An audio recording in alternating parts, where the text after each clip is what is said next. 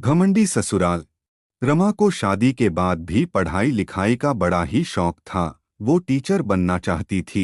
रमा का ससुराल शहर की सबसे अमीर घरों में से एक था, पर साथ ही उसके ससुराल वालों को अपने बिजनेस और पैसों का बड़ा ही घमंड था। शादी की कुछ वक्त बाद रमा अपने सास के पास अपनी नौकरी की बात करने जाती है। अरे रमा, तू यहाँ? क्या हुआ? सब ठीक तो है ना? जी मम्मी जी, सब ठीक है। मम्मी जी, आपसे कुछ बात करनी थी। अरे रमा, अब तू बात करने को भी पूछेगी क्या? बोल पगली, जो भी बोलना है। मम्मी जी, अब तो शादी को काफ़ी समय भी हो गया है और घर में सभी काम के लिए नौकर लगे हैं। मैं सारा दिन घर पर बोर हो जाती हूँ मम्मी जी। मैं नौकरी करना चाहती हूँ। अरे, ये क्या बोल रही है तू? नौकरी? क्या कमी है तुझे रमा? तुझे पता नहीं, हमारा बिजनेस शहर का सबसे बड़ा बिजनेस है और तू नौकरी की बात कर रही है? लोग क्या सोचेंगे कि इतना बड़ा बिजनेस, इतना पैसा होने का भी क्या मतलब, जब घर की बहू को भी नौकरी करके खुद का खर्चा उठाना पड़ रहा है। नहीं रमा, तू बिल्कुल नौकरी नहीं करेगी। पर माँ जी, मैं टीचर बनना चाहती हूँ। पागल हो गई है बहू? इतने बड़े बिजनेसमैन की पत्नी और बहू टीचर?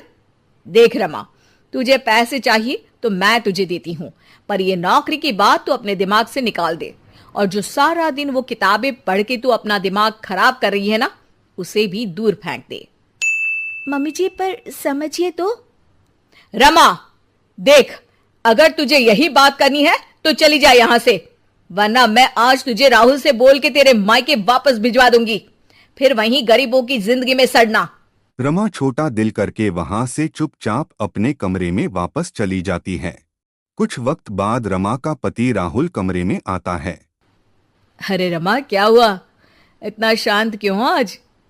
क्या हुआ, मैडम को शॉपिंग पे जाना है क्या? नहीं जी, बस यूं ही। अरे बोलो भी रमा, तुम्हारा यूं शांत रहना मुझे अच्छा नहीं लगता। रमा पति के सामने नौकरी करने की बात रखते हुए कहती है। सुनिए ना, मैं नौकरी करना चाहती हूँ। मम्मी जी से इस बारे में बात हुई थी, लेकिन उन्होंने साफ इनकार कर दिया। इसलिए मैं आपकी सहमति चाहती हूँ। राहुल रमा की बात सुनकर जोरों से हंस पड़ता है।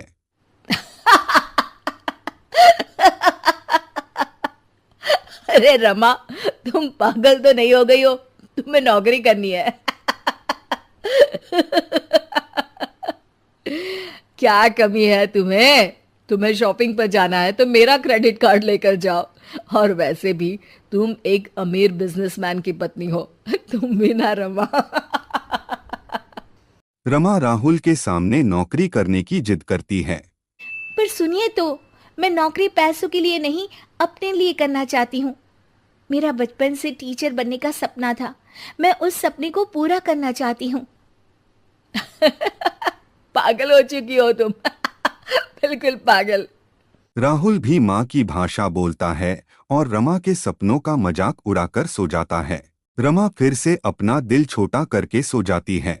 अगले दिन सुबह रमा मम्मी जी से कहती है। मम्मी जी, मैं पास वाले बाजार तक जा रही हूँ। ठीक है बहू, पर शाम को जल्दी लौट आना। जी मम्मी जी। रमा सामान लेने मार्केट जाती है। तभी उसे रास्ते में एक पोस्टर दिखता है जिस पर लिखा होता है, टीचर की जरूरत है। रमा उसे देख बहुत खुश हो जाती है और बिना सोचे वहां चली जाती है। अब सुनिए, मैंने बाहर आपका पोस्टर दिखा, टीचर की ज़रूरत है, तो उसीलिए मैं अंदर चली आई। अरे मैडम, आप तो कोई बड़े परिवार से लगती हैं। हमारा तो बस एक छोटा सा एनजीओ है, जिसके लिए हमें एक टीचर की ज़रूरत है जो कम पैसों में इन बच्चों को पढ़ा सके। अरे नहीं नहीं, मुझे पैसों की ज़रूरत नहीं है। मैं बस इन बच्चों को पढ़ाकर टीचर बनना चाहती हूँ। अच्छा मैडम जी, अब कल सुबह से रोज आ जाइएगा। रमा वहां से चली जाती है। अगले दिन मम्मी जी, मेरी सहेली नई किटी पार्टी खोल रही है, तो मुझे कुछ दिन रोज़ उसके यहाँ जाना है। क्या मैं जा सकती हूँ मम्मी जी? सासू माँ खुश हो जाती है। अरे वाह रमा, किटी पार्टी, मैं अभी चलती हूँ तेरे साथ। सासू माँ की साथ चलने की बात सुन रमा डर जाती है। जी जी जी जी माँ जी, वहाँ कोई आपकी उम्र का नहीं होगा, आप वहाँ बोर हो जाएंगी। अच्छा ठीक है बहू, तू जा, पर शाम को वक्त से आ जाना। हाँ। रमा सासू माँ से झूठ बोल बच्चों को पढ़ाने निकल जाती है। वक्त बीतता चला जाता है और कई दिनों तक यही सिलसिला चलता रहता है। एक दिन अचानक अरे, ये रमा के कमरे में कॉपी और पेन, ये तो बच्चों की कॉपी लगती है। रमा, ओ रमा, तेरे कमरे में ये बच्चों की कॉपी और पेन कहां से आया? रमा डरती हुई वहां आती है। जी जी मम्मी जी, वो बुक ना शायद मेरी सहेली के बच्चों ने रख दी होगी, तभी आज बैग खोलते वक्त यहीं रह गई। सासू माँ रमा की बात सुन शक में आ जाती है। अगले दिन जब रमा बच्चों को पढ़ाने निकलती है तो सासू माँ रमा की पीछा करती है। अचानक सासू माँ रमा को स्कूल में रंगे हाथों पकड़ लेती हैं। ओह माय गॉड, तो ये थी तेरी किटी पार्टी। मेरे तो करम ही फूट गए जो ऐसी बहू मिली।